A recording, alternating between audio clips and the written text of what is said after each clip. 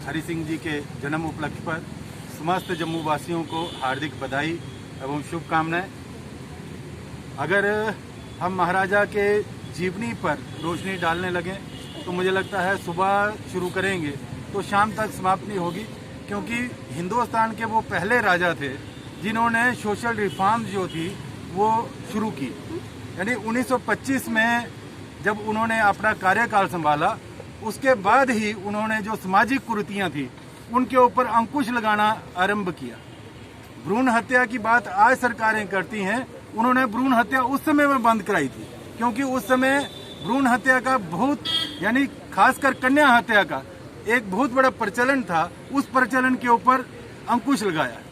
बाकी कारपोरेटर साहब ने सब कहा है, जम्मू कश्मीर के लोगों को स्वास्थ्य हेतु बहुत दूर दराज जाना पड़ता था, यहाँ पर कोई ऐसा अस्पताल नहीं था। 1940 में उन्होंने ये जो शालामार में अस्पताल है, जिसको SMGS यानी अपने पूर्वजों के नाम पर, महाराजा गुलाब सिंह जी के नाम पर यहाँ पर उन्होंने अस्पताल बनाया, और उसी दौरान एक श्रीनगर में महाराजा प्रताप सिंह के नाम पर भी बनाया। यानी उन्होंने दोनों खित्तों में कोई भेदभाव नहीं रखा। ऐसे राजा जिन्होंने कभी भी किसी के या ना श्रीनगर के प्रति ना जम्मू के प्रति कोई ऐसा भेदभाव रखा, दोनों का समन्वय बनाते हुए यानी संयुक्त विकास करते हुए जम्मू कश्मीर को विकास की राह पर ले गए। और उनके कार्यकाल में जितने भी यहाँ पर कॉलेजेस बने, क्योंकि वो स्वयं पढ़ने के लिए अजमेर गए थे, वो चाहते थे कि जम्मू के जो बच्चे हैं वो यहीं पर उनको उच्च शिक्षा मिले, इसलिए उन्होंने यहाँ पर ही जो ऐसे इस प्रकार के कॉलेजेस जो हैं वो खुलवाना शुरू किए।